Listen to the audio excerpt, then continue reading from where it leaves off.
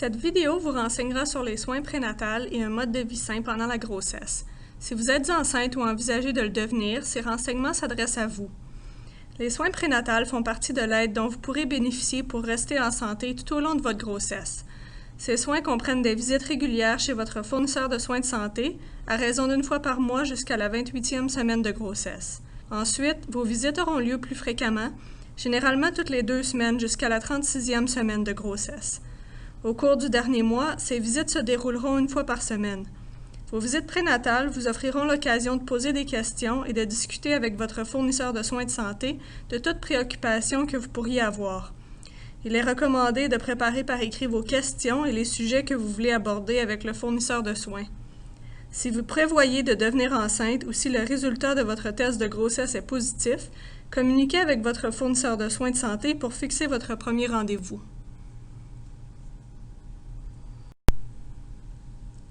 Lors de votre première visite, votre fournisseur de soins de santé fera ce qui suit.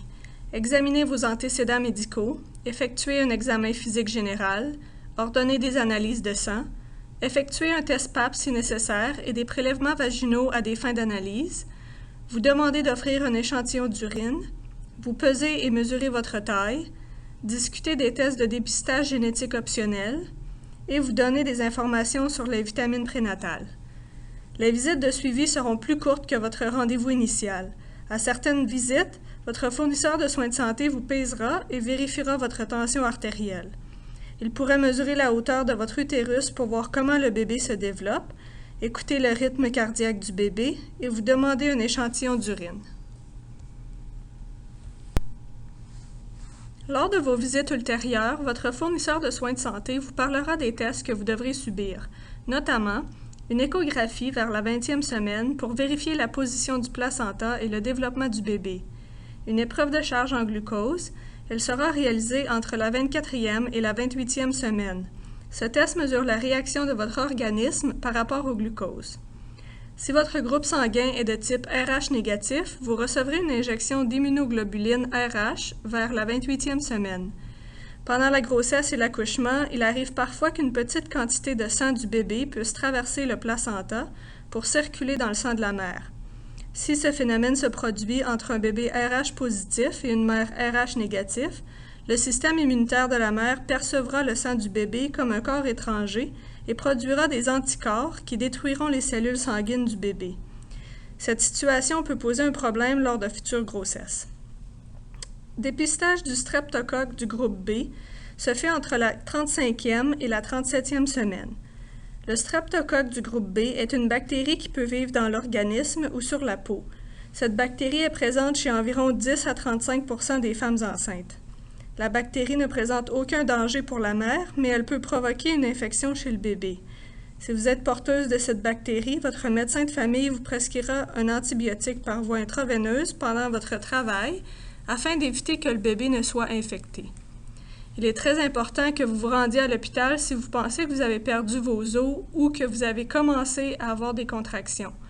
Pour être efficace, les antibiotiques doivent être administrés au moins 4 heures avant l'accouchement. Qu'en est-il des vaccins pendant la grossesse? Les effets de la grippe peuvent être plus graves pendant la grossesse. Il est recommandé de vous faire vacciner contre la grippe. Le vaccin antigrippal est sûr, gratuit et peut être administré à tout moment pendant la grossesse. Le vaccin contre la coqueluche est recommandé entre la 27e et la 33e semaine de grossesse. Il permet de protéger le nouveau-né jusqu'à ce qu'il puisse être vacciné à l'âge de 2 mois. Les autres adultes qui côtoieront le bébé doivent s'assurer que leur vaccin contre la coqueluche est à jour, donc administré au cours des 10 dernières années. Votre immunité à la rubéole sera aussi vérifiée dans le cadre de votre première analyse sanguine prénatale. Si nécessaire, ce vaccin vous sera administré après la naissance de votre bébé. Voici tous les aspects d'un mode de vie sain. La nutrition, l'activité physique, l'alcool, les drogues illicites, les médicaments, le tabagisme, violence familiale et la santé mentale. Durant la grossesse, votre corps constitue l'univers de votre bébé. En mangeant, vous nourrissez aussi votre bébé. Une alimentation saine est importante non seulement pour votre propre santé, mais aussi pour la croissance et le développement de votre bébé. Donc, quelle quantité supplémentaire de nourriture devez-vous manger? Durant la grossesse, les femmes ont des besoins nutritionnels plus importants. Faites attention à votre alimentation et soyez consciente de la qualité de votre régime alimentaire. Il n'est pas forcément nécessaire de manger davantage. Pendant le premier trimestre, donc jusqu'à la 13e semaine, les calories supplémentaires ne sont pas indispensables. Au cours du deuxième trimestre, de la 14e à la 28e semaine et du troisième trimestre, à partir de la 28e semaine, consommez 2 ou 3 portions supplémentaires de l'un ou l'autre des groupes alimentaires du Guide alimentaire canadien. Une alimentation saine peut également vous aider à prévenir ou à contrôler certains des désagréments associés à la grossesse, comme les nausées, les brûlures d'estomac et la constipation. Si vous êtes soumise à des restrictions alimentaires, comme en raison d'allergies alimentaires ou d'intolérance au gluten ou aux produits laitiers, il est possible que vous deviez vous assurer que vous obtenez tous les nutriments dont vous et votre bébé avez besoin. Si vous croyez que votre régime alimentaire n'est peut-être pas adéquat, votre fournisseur de soins de santé peut vous orienter vers une diététiste. Une bonne forme physique et de l'exercice sont des aspects importants dans la vie des femmes. Généralement, le niveau d'activité durant la grossesse dépend du niveau d'activité auparavant. Évaluez vos projets d'exercice avec votre médecin de famille afin d'exclure tout problème qui rendrait un effort physique vigoureux hasardeux. Rester actif peut vous aider à préparer votre corps pour le travail et l'accouchement, maintenir un poids santé, améliorer votre humeur et votre niveau d'énergie, réduire les maux de dos et la constipation, réduire le risque de diabète gestationnel, donc le diabète pendant la grossesse, et mieux dormir. N'oubliez pas, évitez de travailler au point où vous vous sentez épuisé, assoiffé et surchauffé. Il n'y a aucun niveau de consommation d'alcool sans risque pendant la grossesse.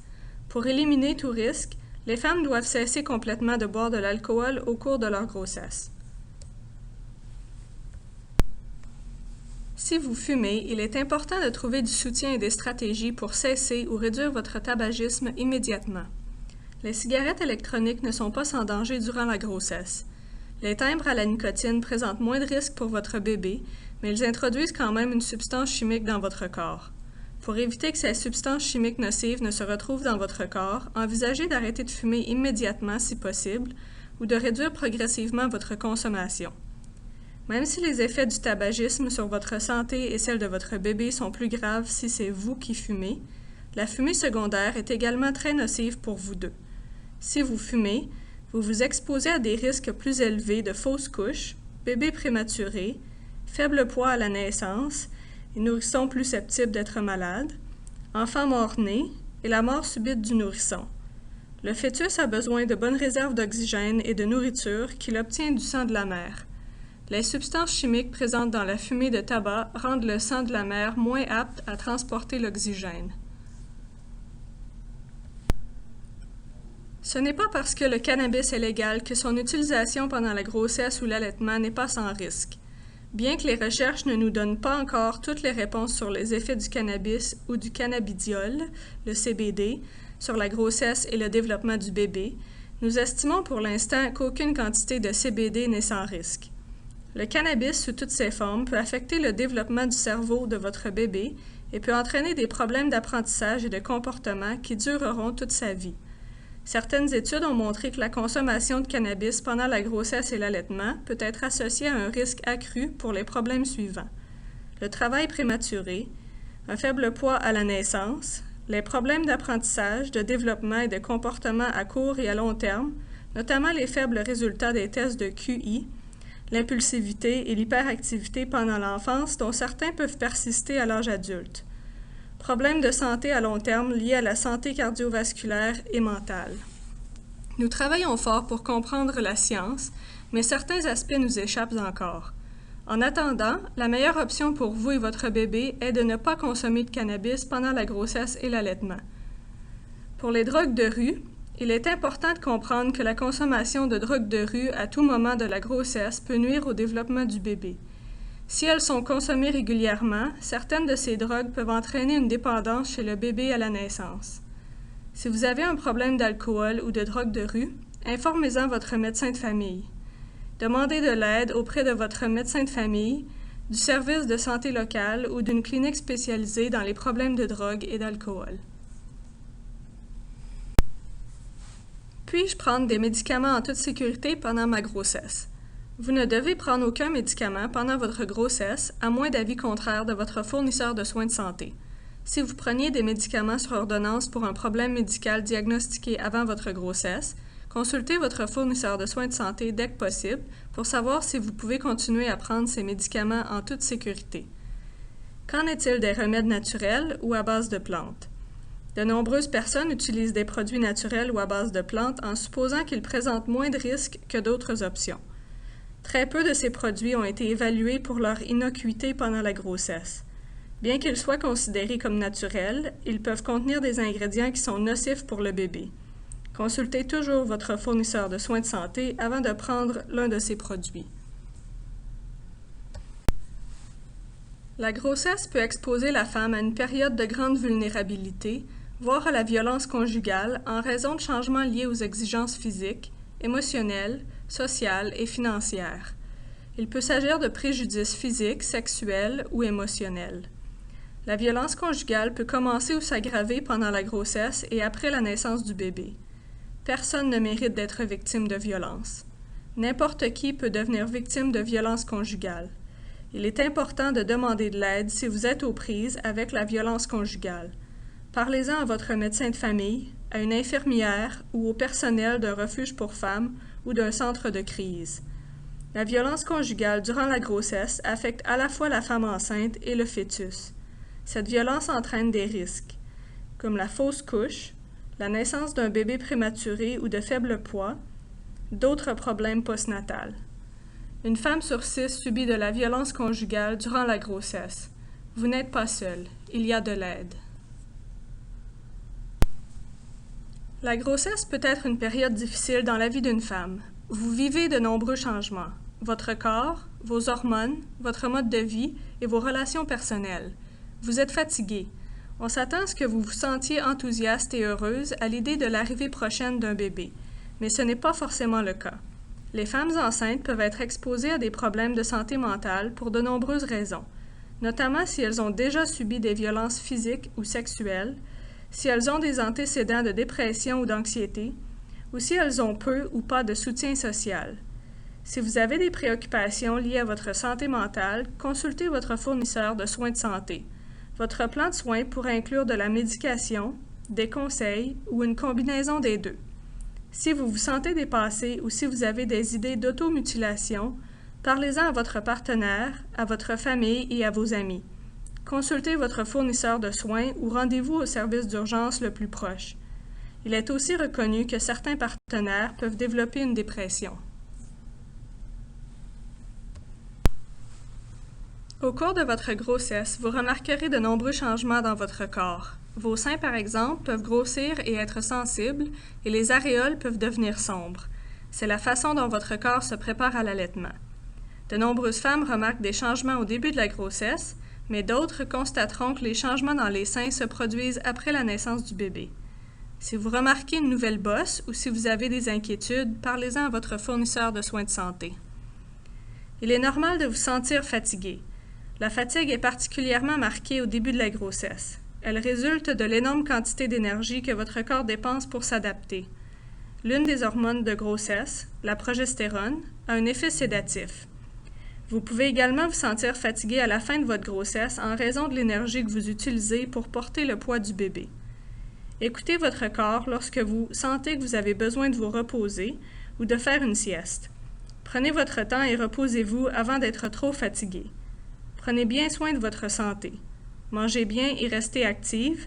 En faisant régulièrement de l'exercice, vous vous sentirez moins fatigué. Les nausées et vomissements liés à la grossesse peuvent survenir à toute heure du jour ou de la nuit. Leur cause n'est pas encore connue. Bien qu'ils disparaissent généralement après les 3 premiers mois, ils peuvent aussi durer plus longtemps dans 20% des cas. Si vos nausées et vomissements sont sévères, vous risquez de manquer les aliments, les liquides et les nutriments qui sont importants pour votre santé et le bien-être de votre bébé. Parlez-en à votre médecin de famille. Essayez de contrôler vos nausées et vos vomissements pour améliorer votre santé et le bien-être de votre bébé. Conseil utile. Mangez des biscuits soda 15 minutes avant de vous lever le matin. Prenez fréquemment de petits repas, comme à toutes les 2 heures, en vous asseyant bien droite afin de donner à votre estomac autant d'espace que possible pour digérer les aliments. Buvez des liquides une demi-heure avant un repas ou une demi-heure après un repas, donc ne buvez pas pendant les repas.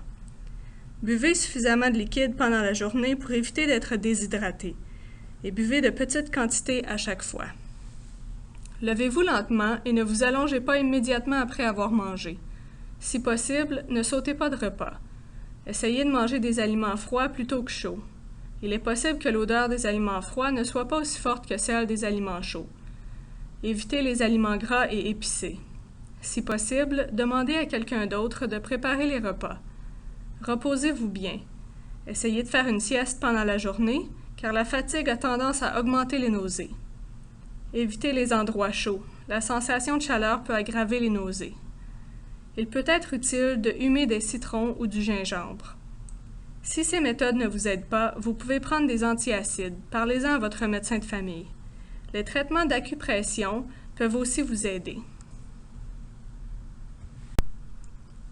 Les maux de dos. L'expansion de votre abdomen vous obligera à vous pencher vers l'arrière pour ajuster votre centre de gravité, ce qui mettra vos muscles dorsaux sous tension constante. Adoptez une bonne posture, asseyez-vous et tenez-vous droit. Faites attention lorsque vous soulevez des objets. Utilisez les muscles des jambes et non ceux du dos. Portez des chaussures et bottes à talons bas en offrant un bon soutien. Évitez de rester debout pendant de longues périodes. Essayez un massage du dos. Essayez le yoga, des étirements et des techniques de relaxation. Pour dormir, utilisez un matelas ferme et couchez-vous sur le côté, les genoux repliés vers la poitrine. Pour la chaleur, un coussin chauffant ou un bain chaud peut aider à soulager la douleur. Changez souvent de position et prenez le temps de vous allonger, de relever vos pieds et de vous détendre. Pour éviter la constipation, essayez de manger des aliments riches en fibres, de boire beaucoup d'eau, de rester active et d'adopter de bonnes habitudes d'élimination. Crampes aux jambes et aux pieds. Il n'est pas rare que les femmes éprouvent des crampes au cours des 3 derniers mois de leur grossesse, le plus souvent la nuit. Ces crampes peuvent être causées par la pression de l'utérus sur les vaisseaux sanguins qui mènent aux jambes et par le fait de pointer les orteils en s'étirant. Ces crampes qui surviennent soudainement dans les cuisses, les jambes, les mollets ou les pieds peuvent être très douloureuses et sont suivies d'un mal qui dure longtemps. Restez active. L'exercice augmentera la circulation dans vos jambes. Assurez-vous de consommer suffisamment de calcium dans votre alimentation. On suggère 1000 à 1200 mg. Faites attention à ne pas pointer vos orteils lorsque vous vous étirez. Portez des chaussures et des bottes confortables. Évitez de rester debout pendant de longues périodes. Lorsqu'une crampe se produit, essayez de fléchir vos orteils vers votre genou afin d'étirer le muscle et de le redresser. Maintenez ensuite votre pied dans la position fléchie pendant que vous effectuez lentement et prudemment des mouvements circulaires avec la partie inférieure de votre jambe.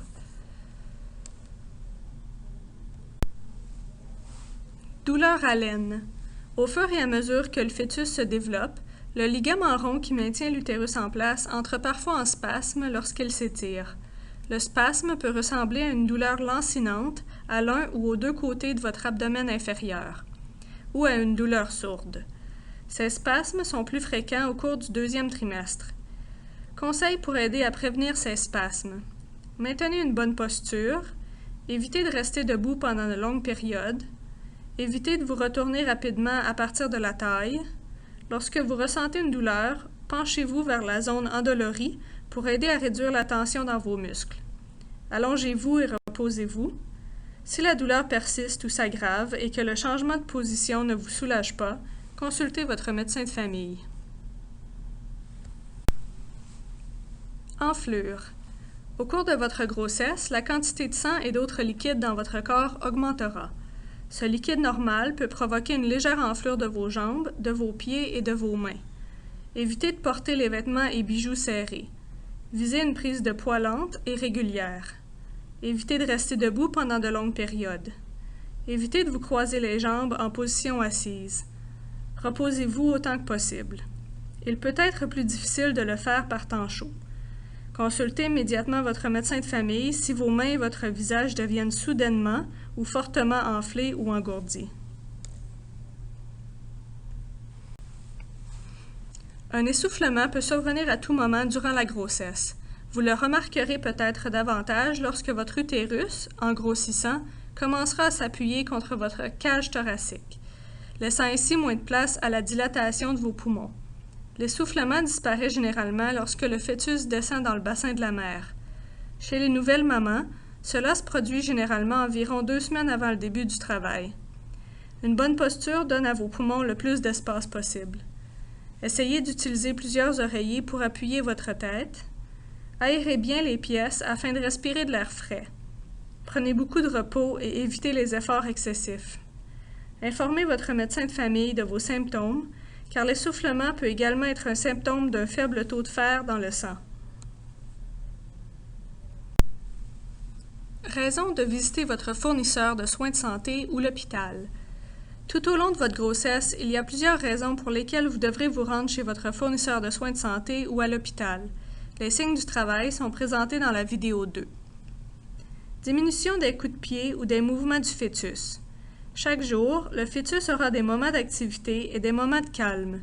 Si vous avez une journée chargée, vous ne serez pas forcément aussi consciente des mouvements du fœtus. Voici un exercice que vous pourrez faire. Prenez une collation et un verre d'eau, videz votre vessie et allongez-vous, les mains sur le ventre, prête à vous concentrer sur les mouvements du fœtus. Prenez note de l'heure à laquelle vous commencez. Une fois que vous aurez compté 6 mouvements, notez à nouveau l'heure. Si vous ne comptez pas 6 mouvements au cours d'une période de 2 heures, appelez l'unité de travail et d'accouchement de l'hôpital. Si vous avez des segments rouges vifs qui ressemblent aux règles, rendez-vous à l'hôpital. Si vous avez des pertes vaginales légères et que vous êtes enceinte de moins de 37 semaines, appelez votre fournisseur de soins de santé ou l'unité de travail et d'accouchement. Parmi d'autres signes à surveiller, citons les suivants. Une douleur intense à la poitrine ou à l'abdomen, des maux de tête inhabituels, une vision floue ou des taches devant les yeux, une enflure inhabituelle et soudaine des mains, des pieds ou du visage. Il peut s'agir de signes d'hypertension artérielle. Vous devez être examiné si vous avez des crampes ou des contractions utérines régulières, si vous êtes enceinte de moins de 37 semaines, ou des vomissements fréquents, c'est-à-dire si vous ne pouvez pas retenir le liquide pendant plusieurs heures. Si vous soupçonnez un écoulement de liquide, notez les éléments suivants: la couleur, l'odeur et la quantité du liquide, écoulement important ou léger, ainsi que l'heure à laquelle vous l'avez remarqué pour la première fois. Même en l'absence d'autres signes de travail, comme des contractions, rendez-vous à l'hôpital pour une évaluation. Le travail prématuré est celui qui commence avant la 37e semaine de grossesse. 7% des bébés naissent prématurément. Les bébés nés bien avant terme peuvent avoir plus de difficultés que ceux nés près de la date prévue. Il est important d'être consciente des facteurs de risque et des signes de travail prématurés. Pour des raisons inconnues, environ la moitié de tous les accouchements prématurés surviennent chez les femmes en bonne santé et dont la grossesse était autrement normale. Un aspect de notre rôle consiste à informer les femmes enceintes des facteurs de risque et des signes du travail prématuré afin qu'elles puissent être évaluées et traitées pour prévenir ou retarder l'accouchement. Les facteurs de risque de l'accouchement prématuré sont les suivants: excès de poids ou faible poids, non-présentation au rendez-vous prénatal, maladie chronique, par exemple le diabète ou l'hypertension, tabagisme, stress élevé, violence physique ou émotionnelle, travail physiquement éprouvant et certaines infections. Signes de travail prématuré: crampes de type prémenstruel, pression, mal sourd au bas du dos, contraction et écoulement vaginal. Il est important d'être vu par un fournisseur de soins de santé si vous présentez des signes de travail prématuré. Consultez votre fournisseur de soins de santé ou rendez-vous à l'hôpital. Les fournisseurs de soins déterminera la force de vos contractions et vérifiera si votre col de l'utérus s'ouvre. Le rythme cardiaque du bébé sera surveillé, votre abdomen sera palpé durant les contractions et un examen pelvien sera effectué. Merci d'avoir regardé la vidéo « Grossesse, soins prénatals et mode de vie sain » du réseau de santé Horizon. Nous vous encourageons à regarder la prochaine vidéo sur l'accouchement.